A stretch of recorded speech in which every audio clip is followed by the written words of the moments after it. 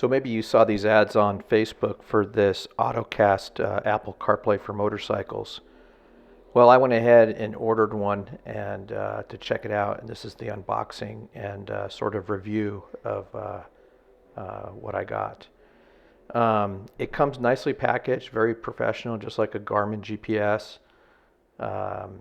The device itself doesn't feel cheap. It seems strong and durable. It comes with all the necessary mounting hardware and instructions in English. Now, it does ship from China, so if you don't like it, you're not happy with it, you have to contend with shipping it back to China in hopes of getting your refund. But for me, for $200 with the discount code that I found, it was worth the risk to give it a shot. It's got a screen protector on it that you peel off once you go ahead and use it. It's got a smooth background, just like the Garmin GPS, with the metal connectors to connect it to the cradle that it fits into. The cradle, again, it's the build quality, I'd say, is on par with a Garmin GPS. It has a RAM mount already connected to it, so it's super easy to install. The back of the cradle has a screw that locks it into the cradle.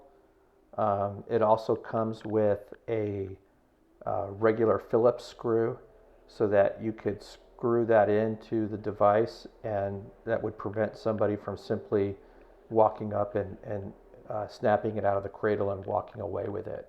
So it's not a secure lock, but it does secure the device into the cradle so it's not easily removed. So there's the on-off switch. You can turn it on and off even while it's plugged in. There's the RAM mount in the back. The other thing I like is the USB cable has a waterproof connector that screws together. It's very secure, and it also has a second cable that has the same connector that you can use to connect it directly to the battery if you choose to. So here it is on the bike. I went outside because to show off a lot of the apps, you have to be where you get a GPS signal, not just parked in my garage.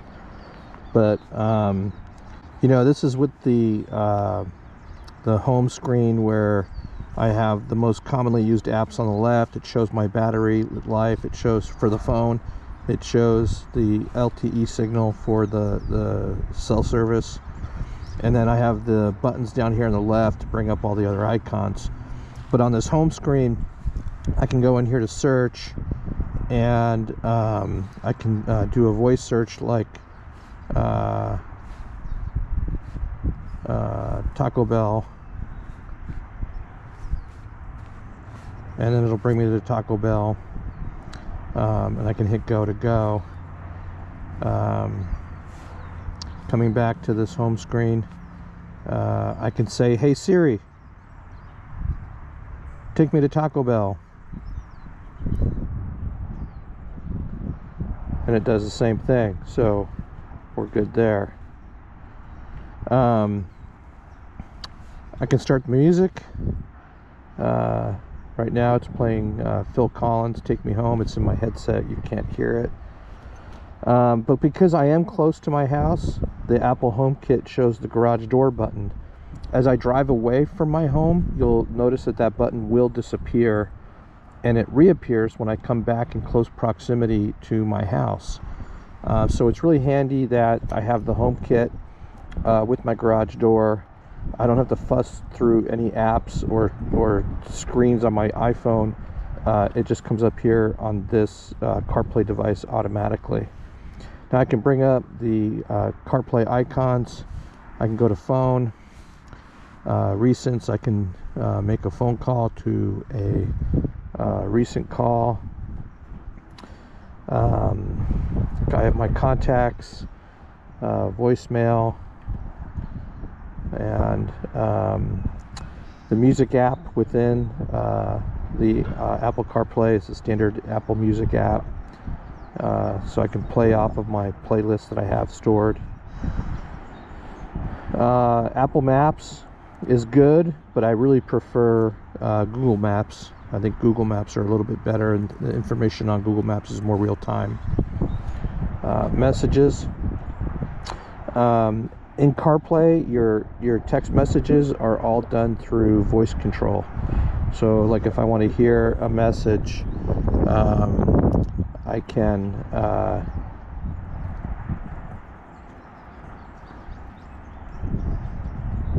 and so right now it's asking me to send a message to Caitlin.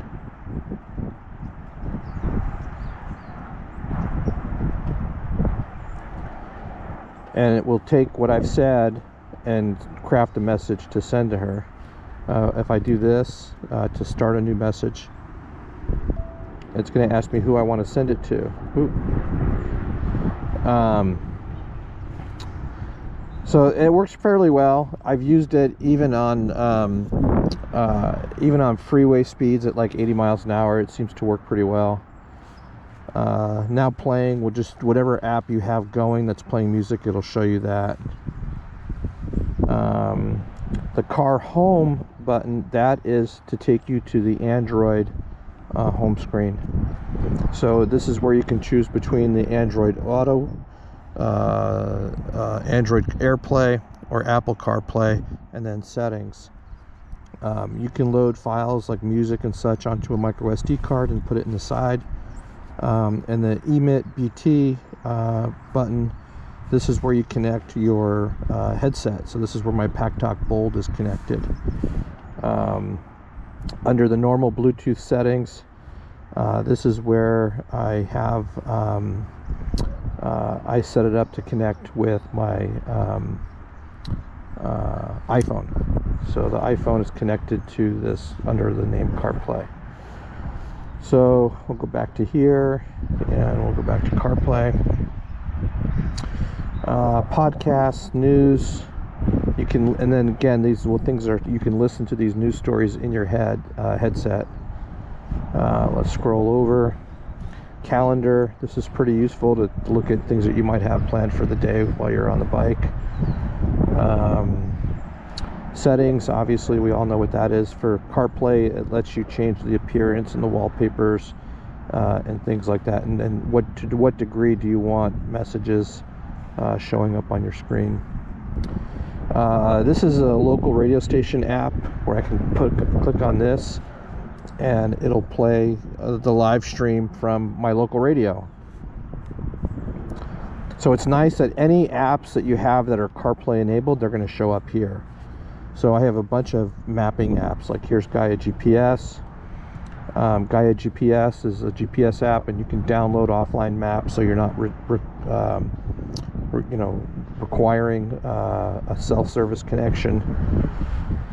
Google Maps, which is my go-to really, because I just think the real-time information on Google Maps is better than most others. And then when you're in here, you can hit the settings, and you can change it to satellite, north up, which is what I do prefer sometimes. Map colors, automatic day or night. Take the satellite map off, and then whatever mapping system you choose, whether it's Gaia or Google, the last one that you choose will always show up over here on the left, so it's easy to find. Same thing with music. On the Way is a great weather app. If the weather was bad and there was rain, you'd see the rain clouds, the satellite imagery of the rain clouds on this map. But it's a very handy app if you're looking to see what the weather's like ahead of you. Rever is a motorcycle specific navigation app. Sirius XM, I can again put this on and listen to my Sirius music channels, and then it plays that through the headset. Sidekick is another GPS app. Viber, Waze, we all know what those are. WhatsApp, YouTube Music, Zoom. I don't know if I'd ever use Zoom on here, but it's there. But that's pretty much it. This is my default.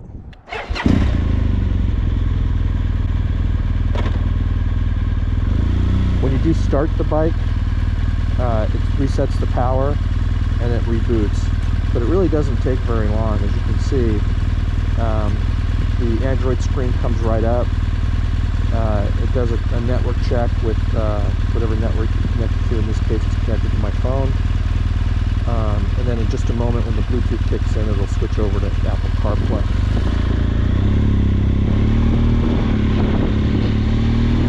There it is. So as we transition to the scene here, if you notice in the bottom of the screen, you'll see on the app the garage door button appear as I got closer to my house. And I can then, once I see it, just press it. And then as I arrive home, the garage door will already be open for me. So it really is kind of handy to have all of these features for controlling my Apple iPhone right at my fingertips on the motorcycle. When I used to have the phone on the cradle, I'd have to go through the different screens on the phone, and sometimes it was hard to do with motorcycle gloves on. But with this Apple CarPlay device, it makes it a lot easier. And there it is, the garage door is open. Yeah, I mean, overall for $200, a little over $200 with the discount code that I used, I think this is a great device for the price point. You know, the things I don't like about it, when I commute, I usually stop at Starbucks. And so it would be nice if the Starbucks had a CarPlay app that I could hit to do my usual Starbucks order, so I can order in advance. But it's probably better that I'm not trying to order food while on my device while riding. So I still have to pull over and order my Starbucks while I'm not moving. The Bluetooth is not super strong. When you're on the bike and your phone is close to the bike, it works flawlessly. But when you get more than 10 feet away from the bike, it starts to cut out. So the range on the Bluetooth to your phone is not very great. But for while you're on the bike and you're running, I've had no issues with it. No, overall, I give it a thumbs up, especially for the price point. It's a lot cheaper than a Zumo XT. I like having both because I'll do my tracks for my main rides, and I'll put them on the Zumo for my, where my long rides when I'm going point to point. But while I'm navigating that on the Zumo, I might want to use this app to look for restaurants nearby or gas stations nearby without having to back out of the navigation that's already in progress on the Zumo XT. So that's the benefit of having two sort of redundant GPS navigation systems. But no, I'm real happy with this. I would recommend it, especially again for $200. It's not a $500 GPS. It's not a $1,000 phone. For what it does very well. The screen is very bright, and so far, the mounting system that comes with it is solid. And that's about it. Leave your comments below if you have any other thoughts on this, but that's my 2 cents.